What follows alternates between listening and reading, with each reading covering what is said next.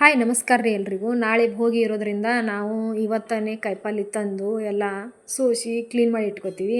ಹಾಗೆ ನಾಳೆ ರೊಟ್ಟಿ, ಆಮೇಲೆ ಶೇಂಗಾ ಚಟ್ನಿ, ಹುಳುಬಾನ ಹೀಗೆ ಎಲ್ಲ ಥರ ಮಾಡಿ ರೊಟ್ಟಿಯನ್ನು ಪೂಜೆ ಮಾಡಿ 5 ಮನೆಗಳಿಗೆ ನಾವು ಕೊಡ್ತೀವಿ. ಅಂದರೆ 5 ಕಾಯಿಪಲ್ಲೆ 5 ಥರ ಕಾಯಿಪಲ್ಲೆ ಸೇರಿಸಿ ಒಂದು ಪಲ್ಯ ಮಾಡ್ತೀವಿ.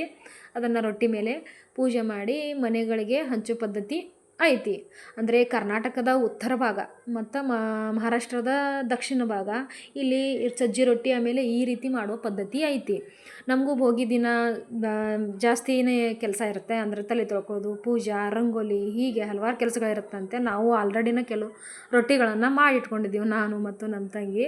ಈ ರೀತಿಯಾಗಿ ನಾವು ಸಜ್ಜಿ ರೊಟ್ಟಿಯನ್ನು ಮಾಡ್ತೀವಿ ನೋಡಿರಿ. ನಾಳೆ ಭೋಗಿದು ಕೆಲವು ವಿಡಿಯೋಗಳನ್ನು ನಿಮಗೆ ಶೇರ್ ಮಾಡ್ತೀನಿ ನಾನು. ಮತ್ತು ಕೆಲವೊಂದು ಭಾಗದಲ್ಲಿ ಕೆಲವೊಂದು ರೀತಿ ಇರುತ್ತೆ. ಅಂದರೆ ನಮ್ಮದು ಉತ್ತರ ಕರ್ನಾಟಕದ್ದು, ನಾನು ಉತ್ತರ ಕರ್ನಾಟಕದವಳೆ, ನನ್ನನ್ನು ಕೊಟ್ಟದ್ದು ಮಹಾರಾಷ್ಟ್ರದಲ್ಲಿ. ಹಾಗೆ ಇಲ್ಲಿ ಸಂಕ್ರಾಂತಿ ಅಂದ್ರೆ ಎಳ್ಳು ಬೆಲ್ಲ ಕೊಡೋ ದಿನ ಇಲ್ಲಿ ಕೆಲವು ಸುಮಂಗಲರನ್ನು ಕರೆದು ಅವರನ್ನು ಉಡಿ ತುಂಬಿ ವಾಹನ ಅಂತ ಕೊಡ್ತಾರೆ. ವಾಹನ ಅಂದರೆ ಗಿಫ್ಟು, ಏನಾದರೂ ಸಣ್ಣ ಸಣ್ಣ ಗಿಫ್ಟ್ ತಂದು ಅವರಿಗೆ ಉಡಿ ತುಂಬಿ ಗಿಫ್ಟನ್ನು ಕೊಡ್ತಾರೆ ಆವತ್ತು.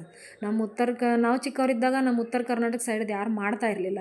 ಈಗ ಮೊಬೈಲ್ ಬಂದ ಕಾರಣ ಮೊಬೈಲನ್ನು ನೋಡಿ ಎಲ್ಲರೂ ಆಚರಣೆ ಮಾಡ್ತಾರೆ. ಈಗ ಮಾಡ್ತಿರ್ಬೋದು, ಬಟ್ ಈಗ ನಾವು ಆ ಸೈಡ್ ನಮ್ಗೆ ಗೊತ್ತಿಲ್ಲ. ಹಾಗೆ ಈ ಮೊಬೈಲ್ ಬಂದ ಕಾರಣ ಎಲ್ಲರೂ ಆಚರಣೆ ಮಾಡ್ತಾರಂತಲೇ ಹೇಳ್ಬೋದು.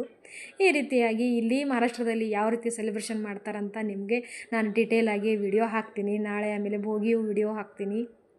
ಹೀಗೆ ನನ್ನ ವಿಡಿಯೋ ನಿಮಗೆ ಇಷ್ಟ ಆಗಿದ್ದರೆ ಶೇರ್ ಮಾಡಿ, ಲೈಕ್ ಮಾಡಿ, ಸಬ್ಸ್ಕ್ರೈಬ್ ಮಾಡಿ.